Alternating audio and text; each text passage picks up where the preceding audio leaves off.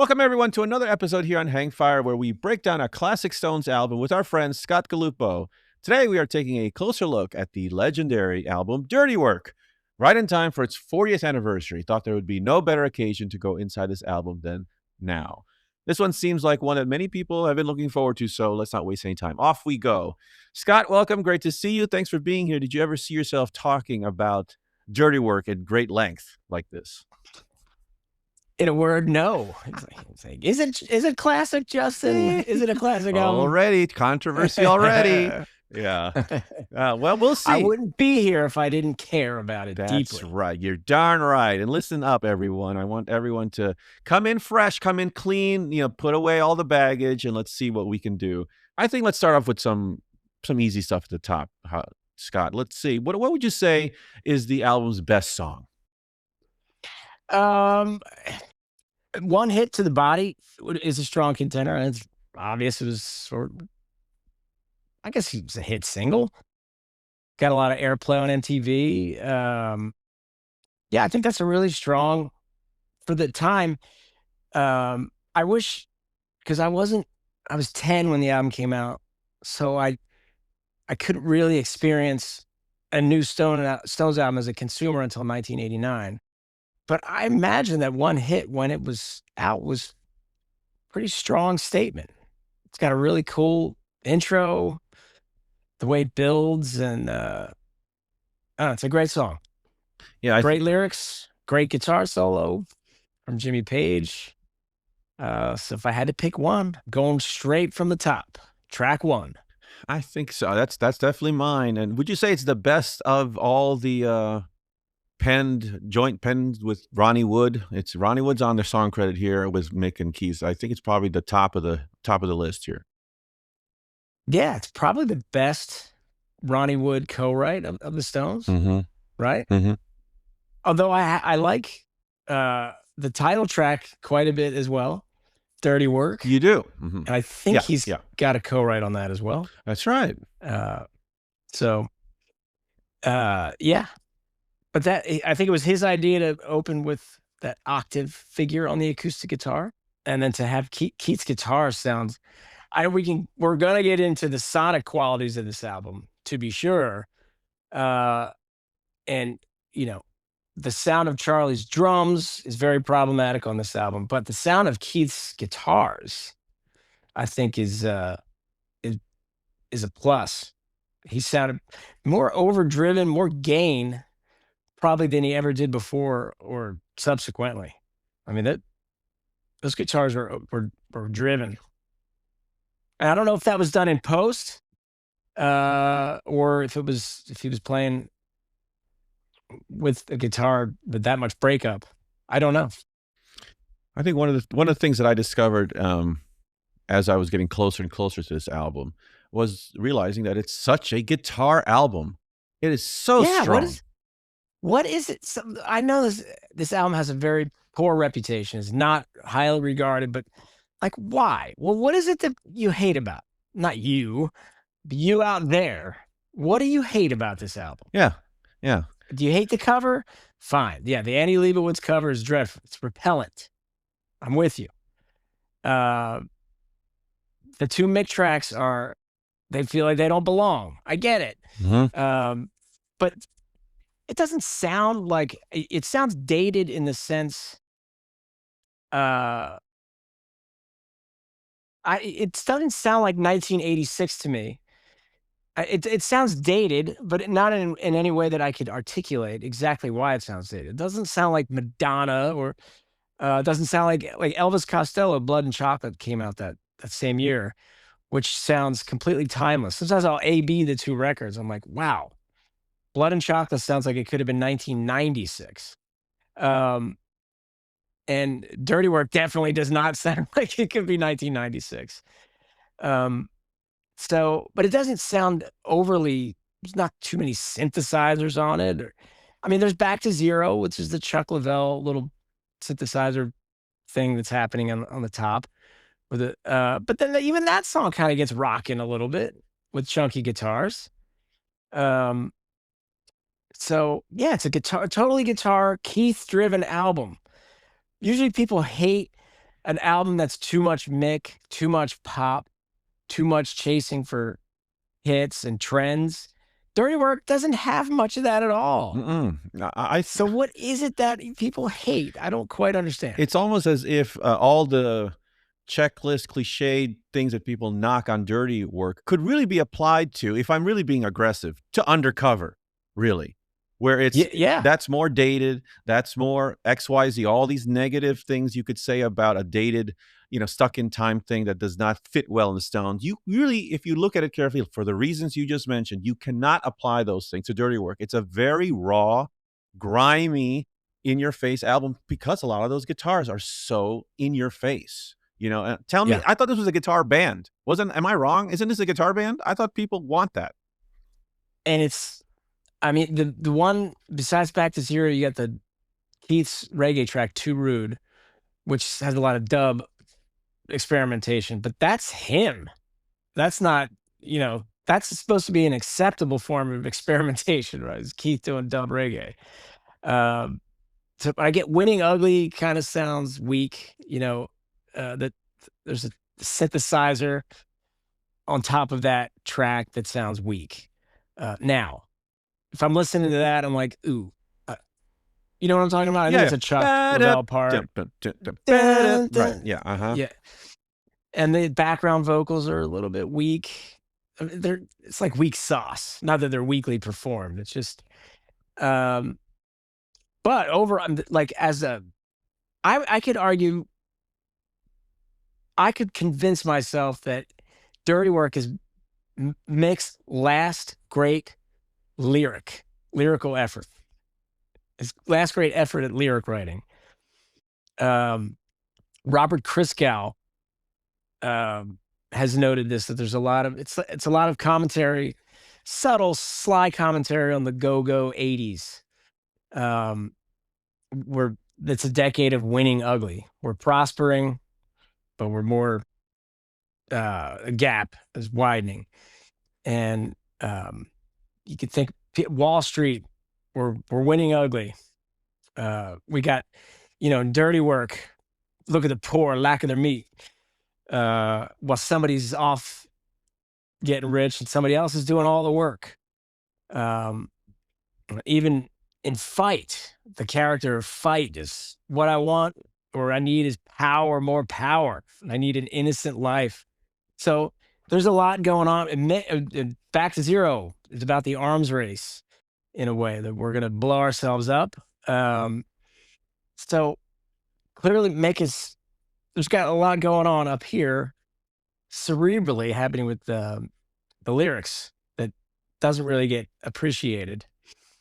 Because the thing that Dirty Work suffers from is Mick was not terribly engaged and he was more interested in his solo career.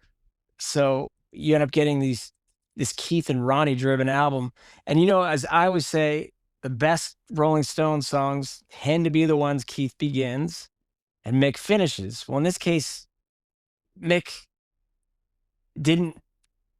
wasn't as interested in finishing as he was before. You didn't get enough Mick on this album. So that's the supreme irony is we usually criticize Stones albums or songs that are too much Mick. Dirty Work probably suffers from not enough Mick. Mm-hmm. Yeah. And people don't know that. People, I don't think, put that together. And there are moments in Dirty Work where you go, I think there could have been a spot for a good influence from Mick here. Well, one of the things that Keith, and I think he did this deliberately, and we've talked about it before, is wanting to write songs that were not formulaic and didn't have such a rigid verse, chorus, verse, bridge structure. So you get a lot of like something like Dirty Work. The chord progression is the same for the verse as it is for the chorus. It's just the same. It doesn't go anywhere. Mick takes it somewhere, and that's what Mick is great at, is hearing what Keith comes up with and then taking it somewhere. And then even Keith does realize, like, oh, wait a minute, I do have to go somewhere else. So there's that shift into an F sharp minor. I love that part. We're gonna make me crazy. It's unusual. It's very Very. unusual. It's And great. then they fade out on that. I love it. Um, I love it. so it's unusual. One hit to the body, same chord progression for the verse and the chorus. Um, so Mick, if he's being formulaic, he will at least take the song somewhere else hmm in the chorus. I think people So don't appreciate that or realize that as much as they should. That goes a long way. yeah, What that yep. does. Before we go into more nitty gritty in details about the songs, you mentioned what is it about this album that just people easily just write off. I really do think that people attach or put on a pedestal just the history and the internal struggles of the band right now. This incredibly huge legend of what went down during this period, just how much was going on between the Glimmer Twins and Mick and Keith. I think a lot of people are letting that be the reason why. Oh, this is why this album sucks. It's because there's this great legend of how terrible it was in the band, and so therefore it gives people license to just slag it off. Which it's kind of an empty, hollowed reason. Yes, people absolutely map over the legend of what was going on, World War III, as Keith calls it. So they mapped that onto the album when that was certainly a factor, but Charlie was also a mess personally, to the point where you had Ron Wood playing drums on the track Sleep Tonight, which I think is a great, great song, important for Keith and how he was going to become a solo artist, but not great drumming. Um, and yeah, I think the Steve Lillywhite production is is problematic. I mean, it really does not. It didn't do the band justice, and it doesn't sound like anything else Steve Lillywhite ever did with any other band. Wasn't a good marriage. Probably, I mean, it was not necessarily his fault because of the way Mick and Keith were at loggerheads at the time. I imagine that was very difficult to deal with for a producer and recording engineers. You mentioned the word experimentation a few minutes ago, and it triggered a thought that I had that I love to chew on for this album that helps me get close to the album even more so if I think about it this way. Because every album, in a way, has a secret experiment agenda, I would say, with the Stones. Whether they came into it or not, and every album really has its own universe. And in this one, I'd like to sometimes pretend like this is the Stones,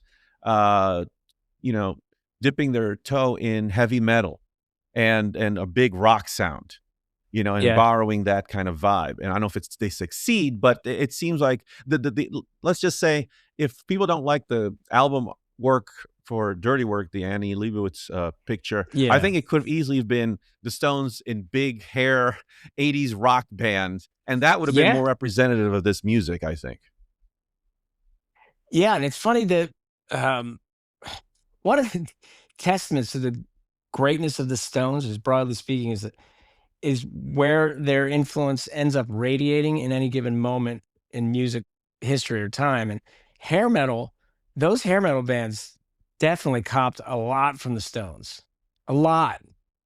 Not just Guns N' Roses, but like Cinderella, Poison, sometimes a lot of Stones hero, even Eddie Van Halen, a little bit.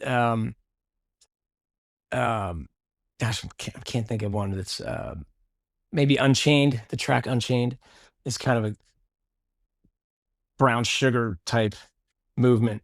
But then later, it's more country. Now, even today, the only place you really hear the Stones' influence is in country, outlaw country. Anyway, I'm digressing, but yeah, at the time, maybe they're looking at these hair metal bands copping their moves and thinking that like they were reacting to punk rock in the late 70s. Well, we can do punk rock too. Maybe this was an effort. I've never really thought of that, but there's something to it. Like we can out poison. Yeah. Like the whole back guitar Yeah. riff is very like saturated. Mm-hmm.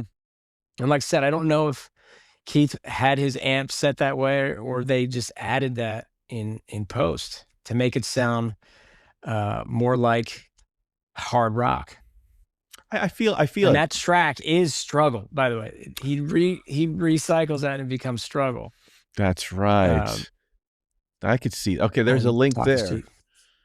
Da-na-na-na-na-na-na, Oh yes, for if you sure. struggle. Right, Yeah. right. Uh-huh. Yeah. I knew that sounded Yep. familiar.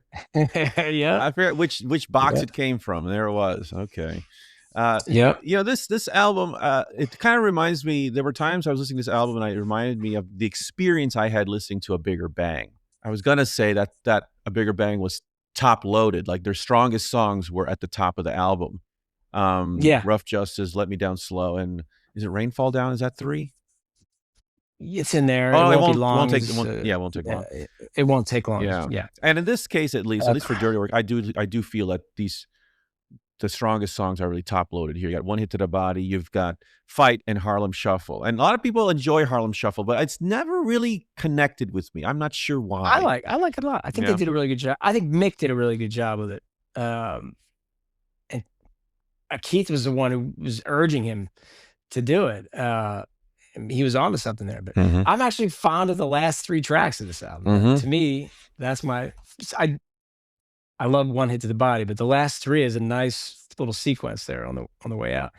And knowing what we know about the outtakes of this album, stuff that was left behind, and all the people who were involved, from Don Covey, Bobby Womack, and Tom Waits, like you don't really, they were underutilized. I mean, you can hear them in places, especially on Harlem Shuffle, most of all. But man, did you know that track that it's Keith vocal? It's called "Some of Us Are on Our Knees." Don't know that one. Yeah, look that one up.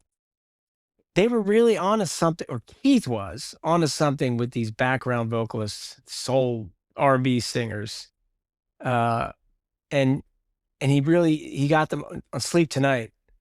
Those background vocals, the harmonies are beautiful, and that's what he was setting up to do as a solo performer, to surround himself with these, knowing what kind of voice he has. As he jokes that he's a great singer with a lousy voice. So he surrounds himself with great singers with great voices, and you get the full, the expensive winos is not just him solo Keith, it's him surrounded by voices. Yeah, that's a great point. And How Can I Stop? How Can I Oh. Stop? It's surrounded by voices. But you look at tracks like Demon, Locked Away, even Struggle, like that hard rock song, that the wino's background vocals are really part of the embedded in the composition of the song. Like you can't imagine the songs without them. No, he loves soul, and there's also a twinge of doo-wop in Keith too that he loves. Like Hate It When You Leave to me could easily have been, something the Platters could have sung or something, Yeah. It's a Four Tops kind of a riff too. Dun, dun, dun. Yeah. Reach out, I'll be there. Sure. Yeah. Motown too vibe, That's all in there. Mhm. And I feel like that he was doing some of that with Dirty Work, and it never made it across. It never ran through the tape of the album, like they left it all behind.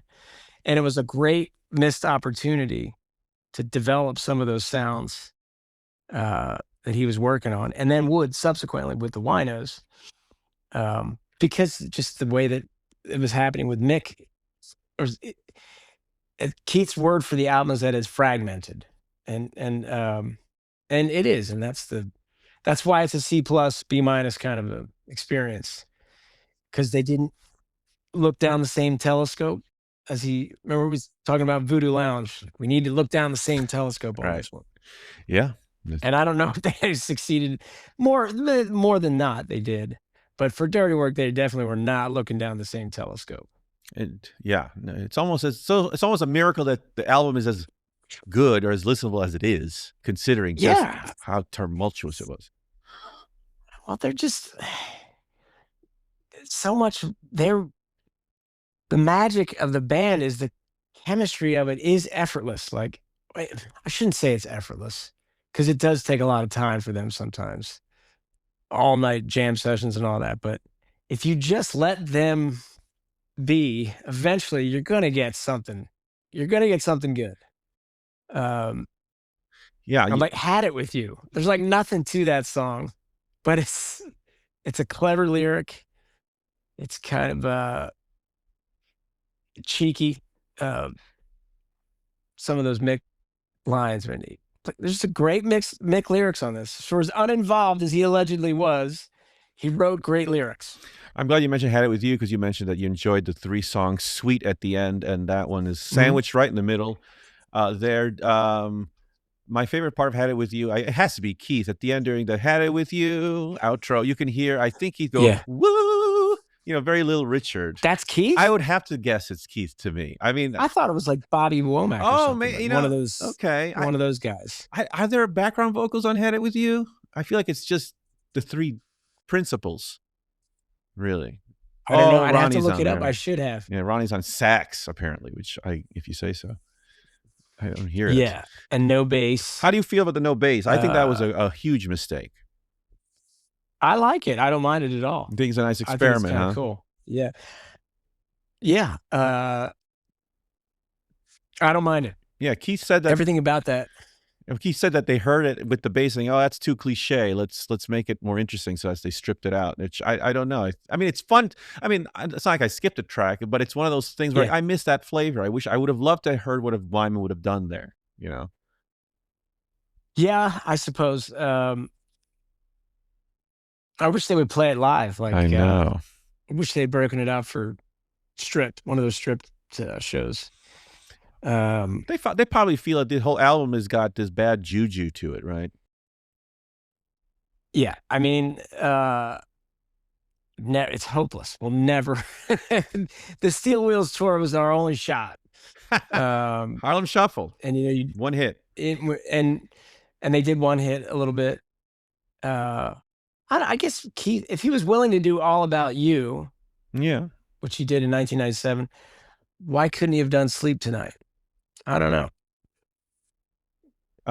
Yeah, you mentioned definitely not going to happen though.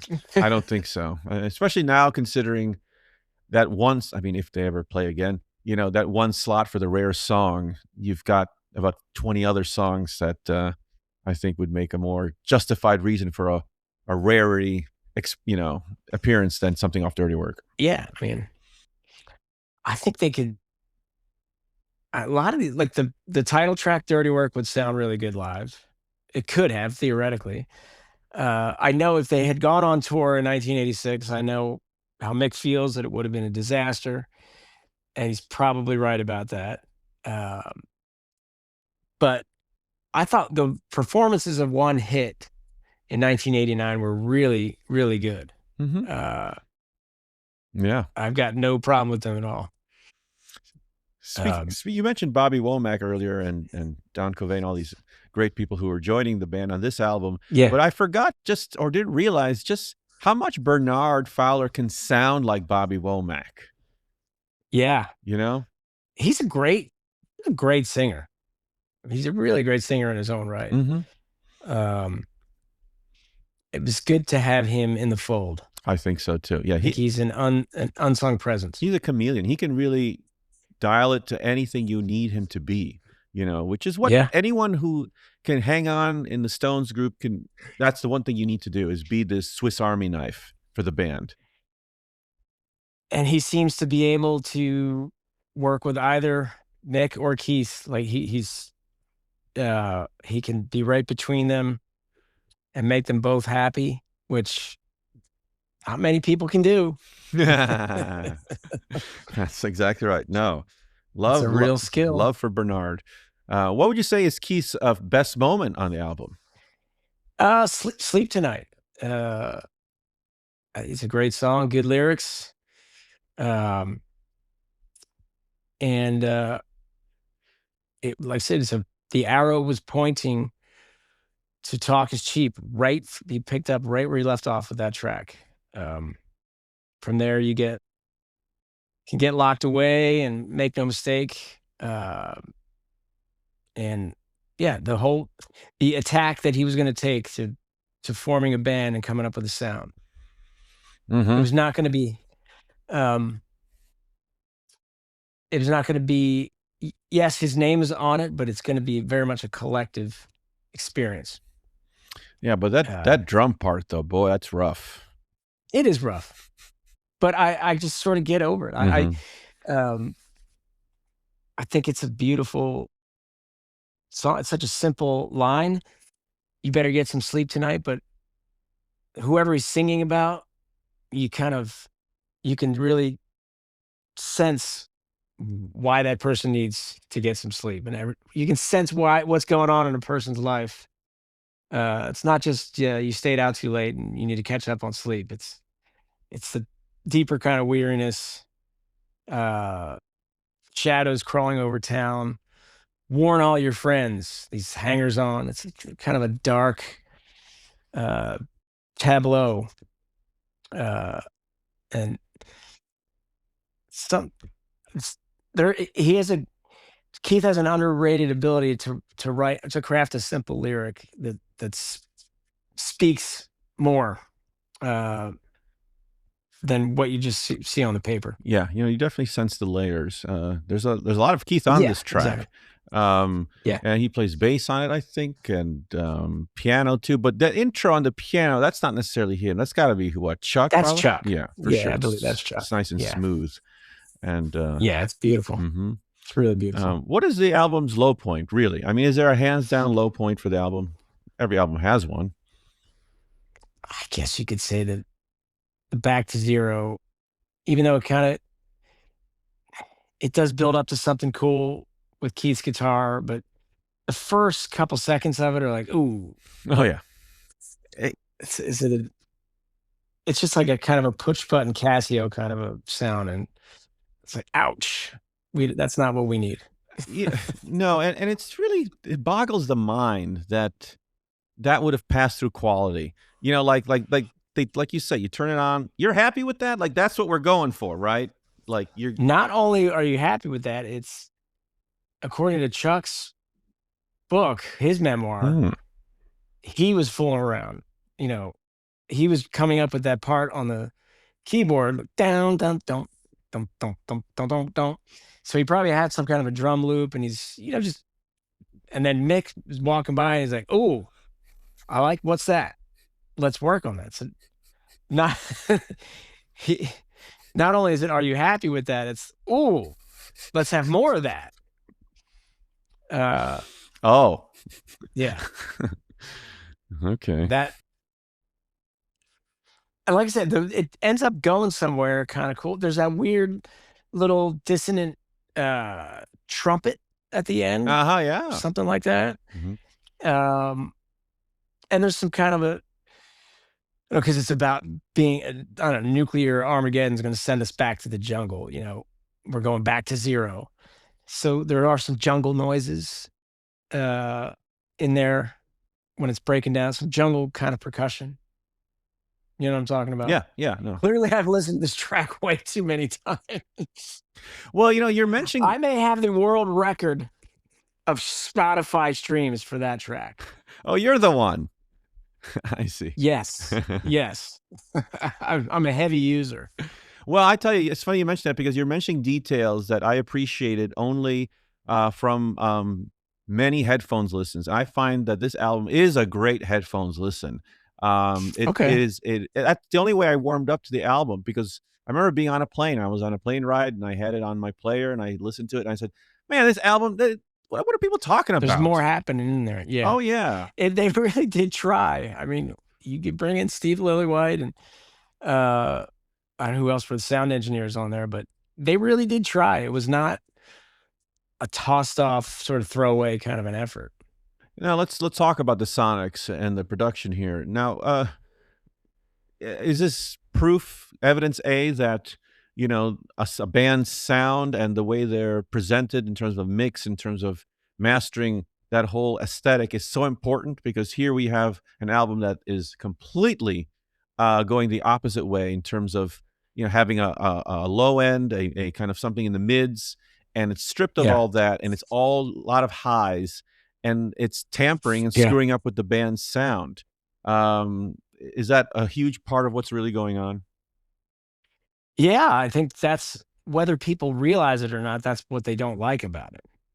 And if it had been presented in a different way, maybe we would feel differently about it. But yeah, the sound of it is a real problem. It's a hurdle that's hard to get over. It's just not pleasant to listen to. It's high or too mid-rangey. But yeah, the thing everybody loves about the Stones is what's happening underneath. Bill and Charlie. And Bill is almost completely absent from the whole thing. Yes, right.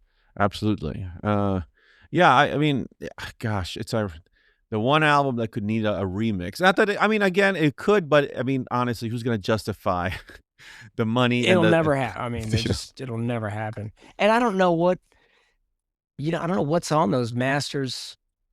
Before we could say that it would benefit from a remix, you have to hear what's actually in there. Like, I don't know. You can't just assume that that's what would do the trick. I mean, I hope I'm not conflating like what I heard on some of those outtakes, because some of the outtakes were familiar to me in terms of sound. Some of those outtakes, I go, oh yeah, there they are. Nobody's perfect. The Mick one, yeah, which I think might have been better than they could have put that one on there and set it back to 0. Even Strictly Memphis, which is a mind-boggling thing how that's not on. Yeah, they left a lot behind. Yeah, I mean, we could go on and on about they seem to have exhausted tracks for deluxe reissues. But it's because the bulk of them are from 78 through 93 that we know of. There's tons there that they haven't even touched. And maybe they will at some point. Yeah. We mentioned Charlie, and Charlie is also documented as wasted, man. Yeah, very bad state. And we're referencing really this quote that been floating around of Mick explaining how if the band did go on tour, it would have been a disaster, not even have survived it. I personally believe that he really saw the bad state Charlie was in, and he was really concerned. And I'm not going to put my friend through that. Keith can handle it; he'll handle it, but I don't want to see Charlie anything happen to him. And you see, by the time Steel Wheels comes around, Charlie is back and better than ever. Like his drum, that's my hobby horse. How Charlie sounds on Steel Wheels and on that tour. And when they do One Hit Live, Charlie is like the motor. He is the motor. And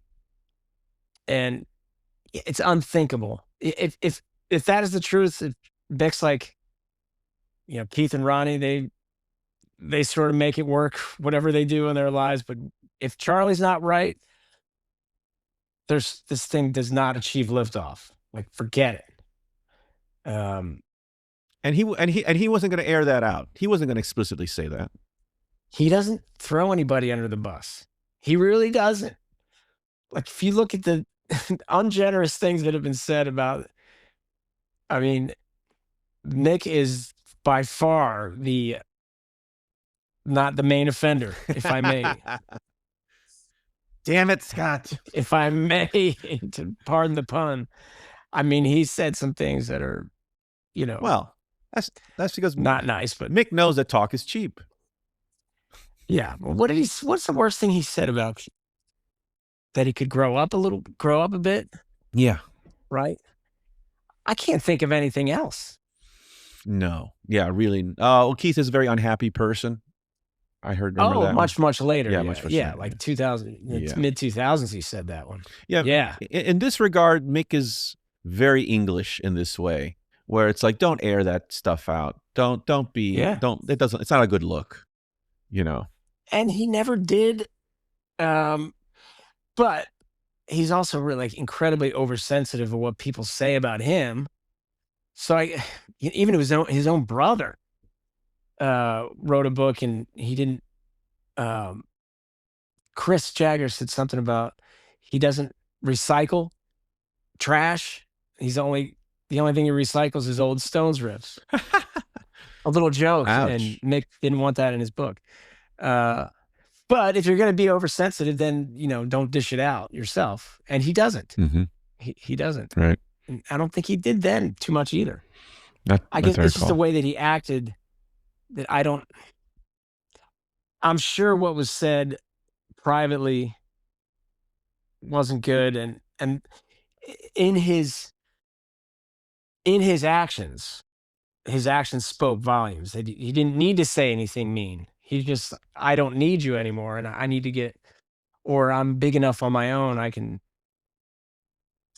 as Keith felt, the Stones were an albatross or a millstone around his neck, and I don't know if Mick actually felt that way, but you look at him, you know, those tours of Japan and Australia, like, um, it doesn't, that didn't age very well.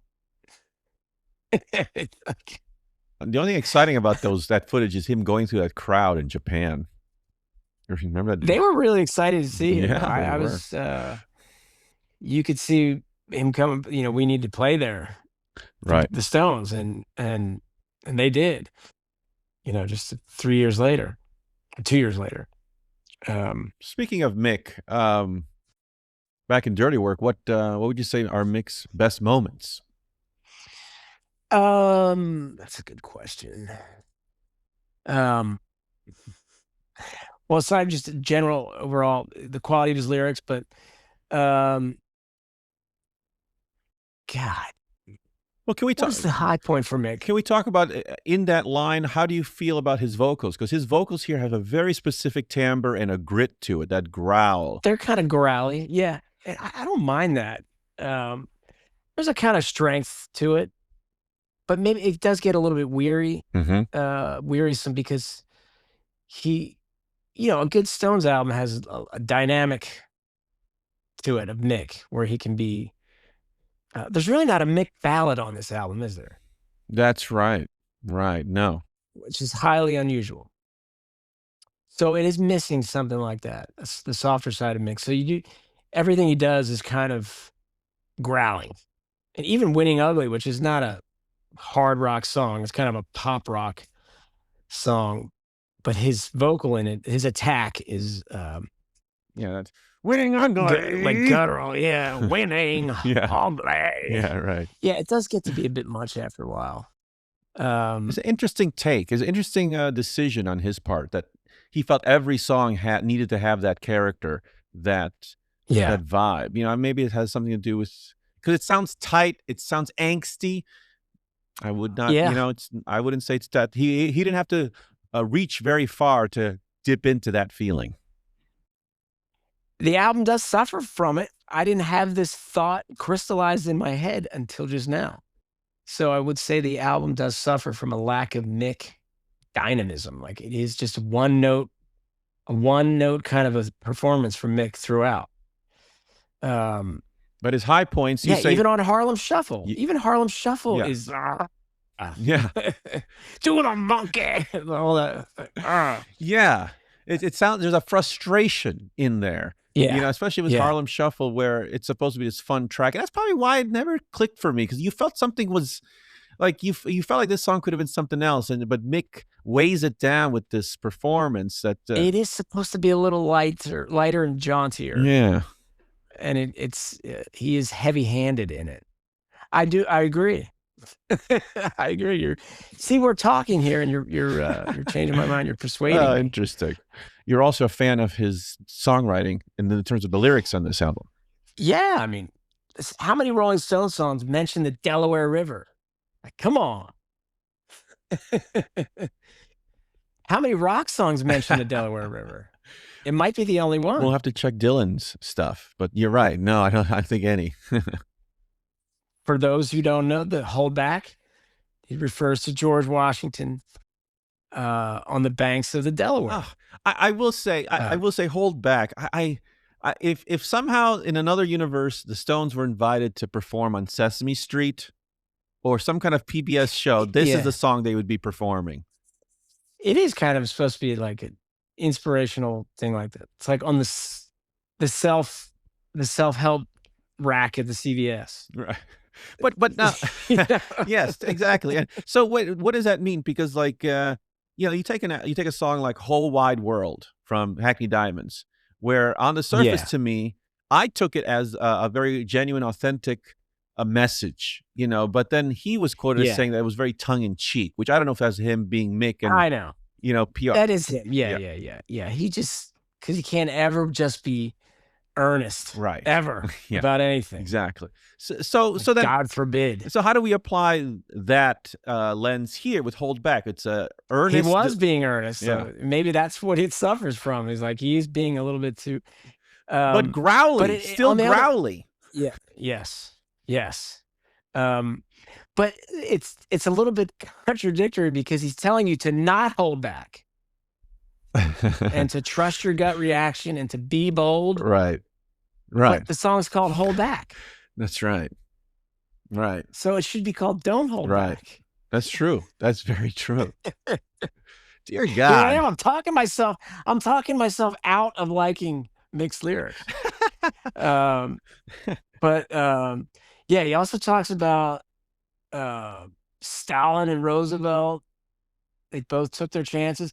Yeah, I suppose Stalin took some chances. Actually, yeah, he took one or two. Yeah, it's putting it lightly. A couple 100 million people dead later, like 20 million dead people He was later. pretty bold. He was bold, baby. Be bold, baby. Joe. Be bold, Joe. He's a So go-getter, that guy, he was climbing his tree of promises. He was climbing this tree of promises for over 40 years. Now he's been climbing it for over 80 years. Like man, he sounds, it's how young. If he Yeah. only knew back then. Nick, you got another 40 years to climb this tree, man. Yeah, pace yourself. You don't have to. When I was 10 or 11, 12, 13 years old, I was not familiar with these cliches that Mick and Keith would use to turn into songs. Like, I don't think I was aware of. Did I hear somebody say, make no mistake about it? If I did, it didn't register with me. And I definitely I had not heard winning ugly. That's the first time I had heard that phrase. And also back to George Washington, grasping the nettle. I did not know that was a cliche. That was a thing. So I admire their ability to take these phrases and make songs out of them. Sometimes more successfully than others. Like, "Oh no, not you again," "Laugh, I nearly died," are phrases that they've gotten from, and we don't love those songs, but so it doesn't always work out well. But there is like they just pull from when I'm talking about language, they just pull from like Keith and Steve Jordan for Cross-Eyed Heart watching CNN. Like, what? We need lyrics. We just need to watch TV and just get something. Or even Tom Petty and George Harrison. We need to write lyrics. Like, whatever you see on billboards, we need input. And sometimes I don't know if people appreciate that it's not as simple as like sitting down and writing a poem. Like that blank page, man, you need to find help from the outside world. Perhaps more than people realize. So I mean, it's such a songwriter thing to do, and if you have the ears for it, that's, you need ears for a lot of things in writing music. And if it's the way a word or phrase sounds that you enjoy, yeah. Yoink. Yep. Yoink. Let me use that. The lyrics of One Hit. Listen, that's Mick's best moment. The high point is One Hit. Some really good lines on that album, but "Unzipping the Dark" is a cool line. "The smell of your flesh excites me." You can really viscerally get a sense of but "One hit to the body" is, that's that's the cliche that he's turning. But the beauty of when Mick uses cliches, and Keith, is it's not all cliche. It's like that's Yeah. just the kicking off point. Right. and then you try to flesh it out. I was So pleasantly surprised looking around to find that there was a home demo of Mick and Keith working on One Hit to the Body, like songwriting sessions. That I don't think I've ever heard that. Yeah, I heard about 2 days ago. I'll send it to you. I'll link it Yeah, please here. do. But it just goes to show that, I looked at the timeline thanks to our wonderful Times on Our Side.com Yeah. reference that Ian McPherson puts together. There was pre-production on this album too. They were working on a lot of covers and playing around, fooling around with a lot of covers and stuff. So I don't know, it's good to be reminded that this album was, regardless of how it ended up, the intent at the beginning was just like all the other ones. Hey, Mick and Keith got to get together, got to figure out what stuff comes out of these songwriting sessions. Let's get together as a band, hash it out, figure things out. Things were bad, sure. Let's get a big time producer. Let's bring in Jimmy Page. I mean, let's not forget that Jimmy Page appears on a Rolling Stones album. And then he didn't even really, have you seen that clip of him? Yeah. He's like, "Oh, you heard? Am I on that? Did it come out?" He didn't even know. Then I don't even think they circled back to let him know that, maybe he heard it on the radio for the first time. Oh yeah, there it is. It's a hell of a track, and that really goes unspoken. Really, it should be talked about more, and only because it's on this album that everyone likes to dismiss. I really do think 90% of the hate for this album is because of that cover. That's all it is. That album cover, that photograph, those suits. It's terrible. Yeah. It's almost unthinkable. What were you thinking? That doesn't even match. The clothes don't match. My mom, if my mom saw them, she would have been like, "Guys, you can't wear those colors together." What do you mean, Mr. Galupo? You can't do that. I like the idea of that overhead perspective was cool, but my God. We also didn't touch on Ronnie Wood really coming in as a bass player here, just like a few other albums in the past. We talked about Emotional Rescue. Yeah. That album had a lot of Ronnie bass on there. Yep. And he's great. His guitar solos, he played on the title track of Dirty Work. It's a really good guitar solo. Does he have another one? He does a good one on Hold Back. I love the guitar solo he does on Hold Back is really cool. Yeah, weird. But then that outro, that long outro, again, there's another example of Keith not writing a different verse and chorus. This is clearly an intentional thing at this point, that he just, I'm not going to give you a formula. And so Hold Back does its thing for a while, and then the fade out, like Dirty Work, the title track, it fades out on some place where it didn't begin. But anyway, the octave figure that Ronnie plays on it, fun, is pretty cool. It's you got these buzzsaw overdriven guitars, and then this clean strat comes in with it, like Wes Montgomery. Ronnie's just always he's got great musical ideas. Again, the One Hit to the Body, ding ding tick, tick, ding ding. You can't, if it started with just Keith's riff, it wouldn't have been quite as good. Yeah, it's a very cinematic song. That one is very dramatic and cinematic. It just unfolds so wonderful. It's one of their best, productions. And the arrangement, I don't love the production, but the arrangement of it is solid. Yep. I'm so happy to hear you say that about the song Dirty Work, because I talk about it at length in my other video, especially that bridge, that third. It's not even a third part. It's the second part, because, like you say, the verse and the chorus are so similar.